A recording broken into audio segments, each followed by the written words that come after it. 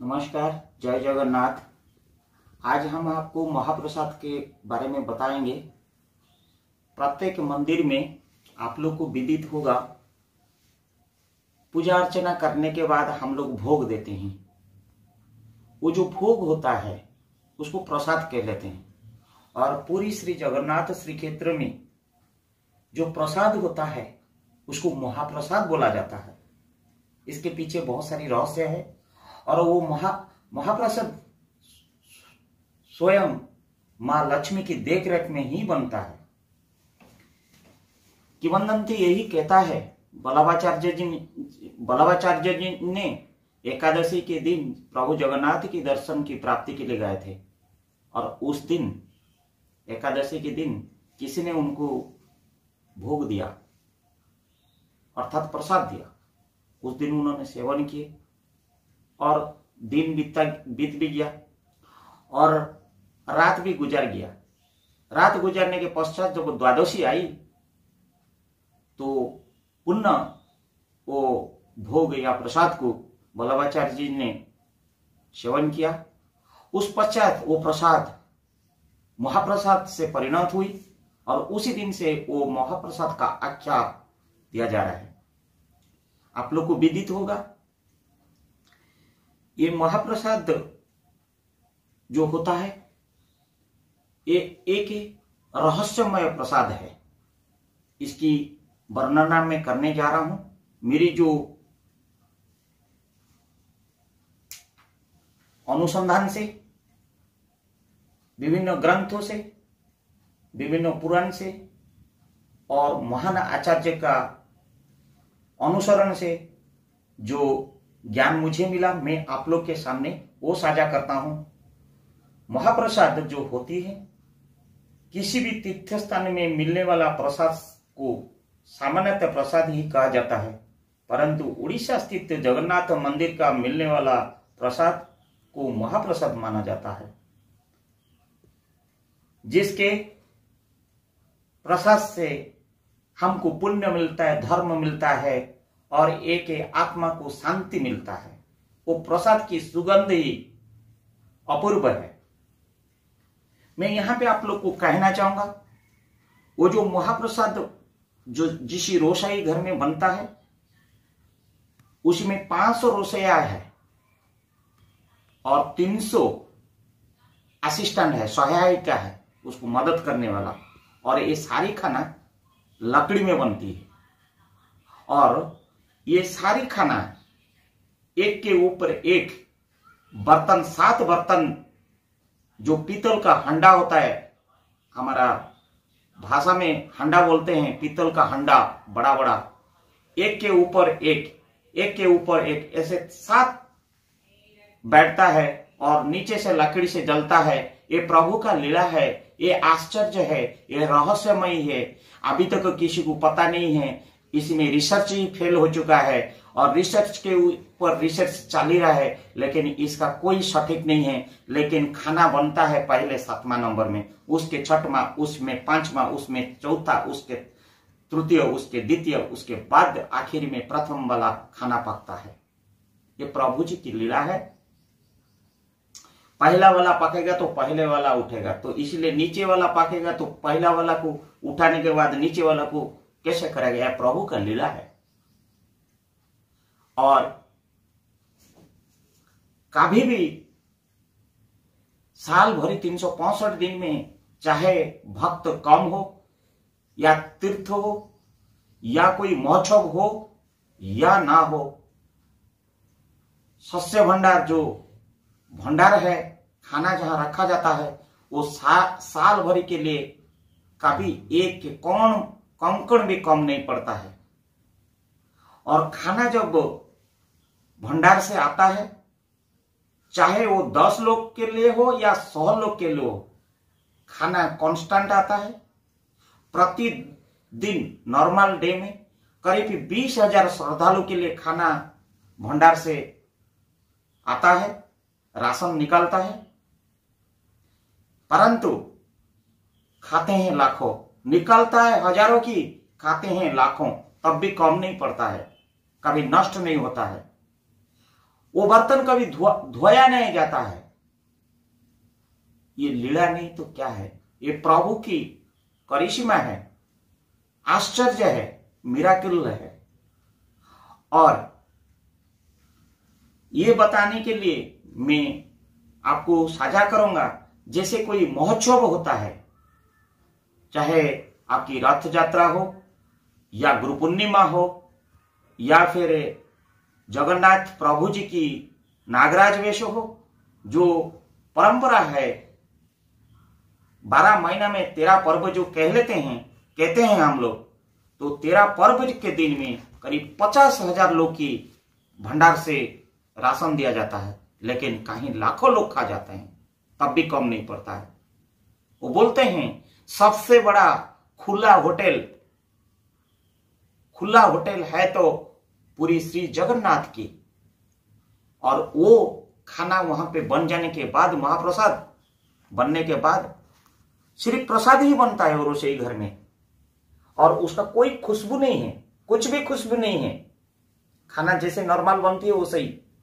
और जैसे जाके पहले माता बिमला जी की पूजा हो जाती है, वहीं से पूजा होने के बाद वो प्रसाद जब वो प्रभु जी के पास पहुंच जाता है, वो महाप्रसाद में परिणत होता है और उसका सुगंध ही बदल जाता है। ये प्रभु जी की लीला है, किंवदंती है। क्यों बिमला जी की पहले पूजा होती है, उसके बाद क्यों प्रभु जी की होता है, मैं आप लोग को बताऊंगा इसके बारे में। एक दिन क्या होता है कि महालय पर्वत में, हिमालय में नारद जी ने प्रभु शंकर जी के पास, भोलेनाथ के पास गए थे। और जब गए वहां पे देखे उद्धव जी और भगवान श्री कृष्ण के बीच में वार्तालाप हो रहा है। और उद्धव जी वो वार्तालाप में कह रहे हैं, हे प्रभु भगवान, आपका जो महाप्रसाद, आपकी जो सुगंध तेल, आपकी जो तुलसी की वासना, आपकी जो वस्त्र देखने के मात्र या फिर उसके उपरांत में आपका जो महाप्रसाद है, उसको सेवन करने के बाद, ये सौंदर्य आपका देखने के बाद और ये महाप्रसाद सेवन करने के बाद, हे प्रभु, ये मानव जो भक्त है आपकी माया शक्ति में, आपकी देव शक्ति में उन्मत्त हो जाते हैं, पवित्र हो जाते हैं और क्या आनंद अनुभव करते हैं। ऐसे जैसे सुने नारद जी, फट से भगवान के पास चले कि मेरे को महाप्रसाद खाना है, वैकुंठ चला गए और माता लक्ष्मी की बहुत सेवा की, बहुत सेवा की। 12 साल गुजर गया। 12 साल जब गुजर गया तो लक्ष्मी शांतानी बहुत प्रसन्न हुए नारद जी के ऊपर। बोले नारद जी, मैं बहुत प्रसन्न हूं, आप क्या मांगना है आज मांगो। बोले माते, मेरा सभी अभिलाषा पूरा हो चुका है, एक अभिलाषा बचा हुआ है, माते पूर्ण करेंगे। बोले कि बोल के तो देखो, मैं पूर्ण वचन देता हूं, पूरा करूंगा। तो बोले माते, मेरे को थोड़ा एक दिन प्रभु का महाप्रसाद खिला दीजिए। परंतु माता लक्ष्मी बहुत द्विधा में पड़े। बोले नारद जी, मांगा तो ये क्या मांगा आपने, लेकिन मेरी प्रभु ने, मेरे स्वामी ने मुझे मना किया है कि मेरे महाप्रसाद किसी को भी नहीं दोगे मेरा उपस्थिति में। परंतु ये आपने क्या मांग दिया। फिर भी मैं वचन दिया हूं, आपका वचन का मैं पूरा करूंगी और उसके लिए मैं रास्ता निकालता हूं। और कुछ दिन के बाद माता लक्ष्मी जी ने समय देखकर प्रभु नारायण से, अपना स्वामी से ये बात को उल्लेख किया कि स्वामी जी, नारद जी को मैं ऐसे ऐसे वचन दिया हूं, लेकिन आपने तो बहुत गलत किया लक्ष्मी शांताणी, आपको हमने बोले थे कि मेरी उपस्थिति में मेरे महाप्रसाद किसी को भी नहीं खिलाओगे, क्योंकि उसमें माया शक्ति देव शक्ति सब छुपा हुआ है।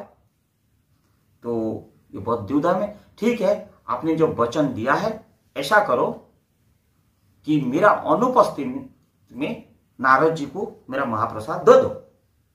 और लक्ष्मी शांताणी प्रसन्न होकर, आनंद होकर, क्षमा याचना मांगकर, भूलवशत हुई है स्वामी जी, जाके नारद जी को महाप्रसाद दे दिए।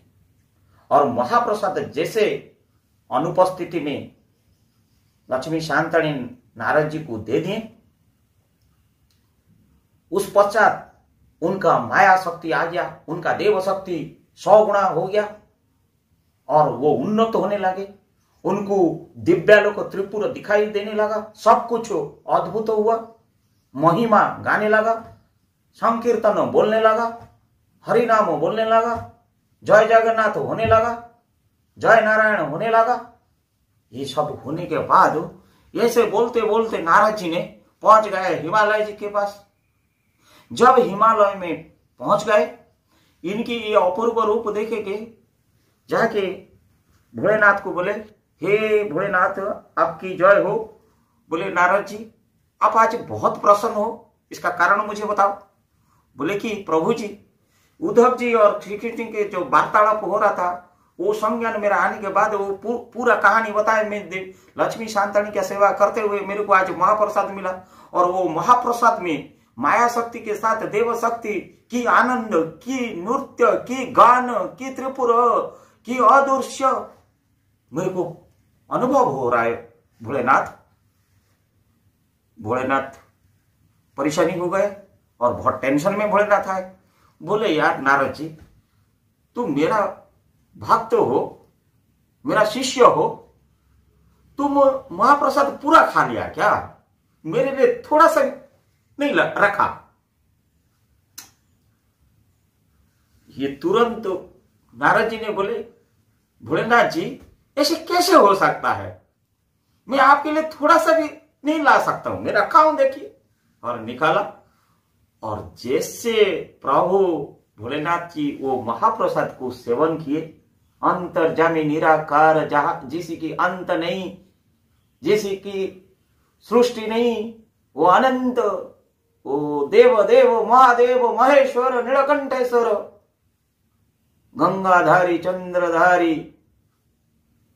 वो जैसे भगवान की महाप्रसाद को ग्रहण करते हैं, उनका कथन नथन नृत्य तांडव शुरू हो गया। जब तांडव नृत्य, महाशक्ति महाप्रलय नृत्य चालू हुई, पृथ्वी हिलने लगा, भूकंप होने लगा। जब भूकंप होने लगा, पृथ्वी माता, धरित्री माता दौड़ दौड़ के पार्वती के पास, विमला जी के पास दौड़ के आए। माता, ये भूकंप होगा, सब प्रलय हो जाएगा, ये क्यों हो रहा है करके पता लगाइए, इसको बचाइए, आपका स्वामी को रक्षा करिए, वो नृत्य से आप उनको वारण करिए। तुरंत पार्वती जी ने दौड़ के गया, देखे थे मेरा स्वामी तांडव नृत्य कर रहा है, प्रलय है, उन्होंने भगवान का नाम पे पूरा विलीन है, उनको कुछ स्मरण नहीं हो रहा है, माया शक्ति देव शक्ति दोनों मिलन में पर उनका महादेव तांडव नृत्य कर रहा है। बोले प्रभु शांत हो जाइए, प्रभु शांत हो जाइए, प्रभु शांत हो जाइए, ये धरित्री लूट जाएगा, धरित्री बर्बाद हो जाएगा, भूकंप में सब कुछ तेज नेच हो जाएगा। तब शांत हो गए हैं वो नीलकंठेश्वर, वो पार्वती स्वामी महेश्वर शांत पड़ गए। पूछे प्रभु ये क्या तांडव हुआ, इसका कारण क्या है बताइए? आप तो ध्यान में थे, नारद आया, ऐसा क्या हो गया, इतना तांडव हुआ? तब उन्होंने बताया, मैं जो तांडव किया, ये देव शक्ति की सती माया शक्ति भगवान की, श्री कृष्ण की, जगन्नाथ की महाप्रसाद का ये अपूर्व गुण। लक्ष्मी मैं क्या बोलो, पार्वती मैं क्या बोलो, हे वैष्णवी, हे विमला मैं क्या बोलो, हे सती मैं क्या बोलो, मैं वर्णना नहीं कर सकता हूं, मैं वर्णना नहीं कर सकता हूं। मैं वर्णना नहीं कर सकता हूं। ये स्वामी आप इतना गड़बड़ कर दिया क्या? आप ये कला उसको खा लिया, मेरे लिए थोड़ा सा ही रखा नहीं क्या?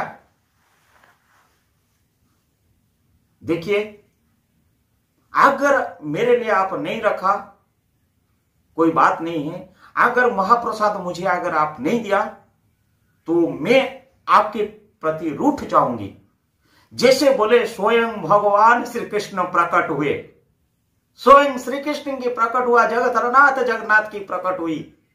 बोले हे विमला जी, हे पार्वती माता, हे लक्ष्मी, आप तो वैष्णवी मेरी है, आप तो वही वैष्णवी है, तो ऐसे कैसे आपका आशा पूरा नहीं हो सकता है? हम वचन देते हैं, हम आपको पूरा करेंगे, आपका आशा को हम पूरा करेंगे। और हम आपको वचन देते हैं, हर दिन प्रसाद से महाप्रसाद बनने से पहले वो आपका ही पूजा होगा, उसके पश्चात मेरा पूजा होगा। आपका पहले शांति मिलेगा, तब मुझे शांति मिलेगा।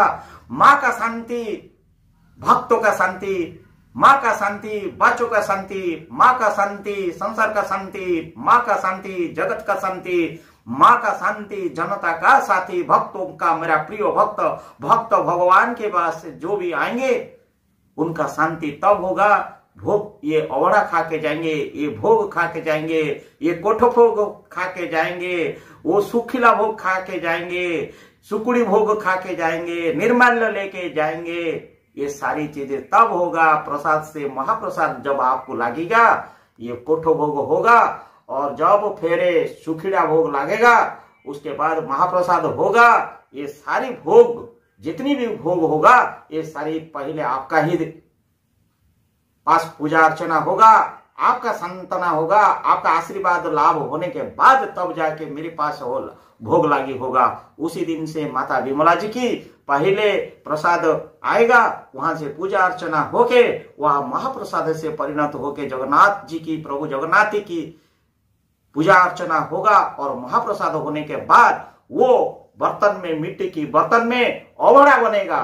और बढ़ा माने वो कभी बढ़ा नहीं होगा, बांटा नहीं जाएगा। अवड़ा ये मिट्टी की बर्तन में वो आनंद बाजार में जाएगा। जिस महाप्रसाद को अवड़ा का रूप में हम लोग आनंद बाजार में खाते हैं, और उसी का जो आनंद, जो प्राप्ति, जैसे 22 पास चढ़कर जब भगवान विष्णु की, जगतरनाथ जगन्नाथ की, सुदर्शन धारी की, शंख चक्र गदा पद्मधारी की जब दर्शन होता है, माता सुभद्रा की जब दर्शन होता है, बड़े प्रभु बलराम जी की जब दर्शन होता है, वहां से जब हम लोग आते हैं निकाल के, दक्षिण पार्श्व में श्री गणेश है और एक देवा देवी है, उन लोग का जब दर्शन करके हम लोग जब निकल जाते हैं आनंद बाजार को, वो आनंद बाजार, वो बाजार का नाम आनंद है।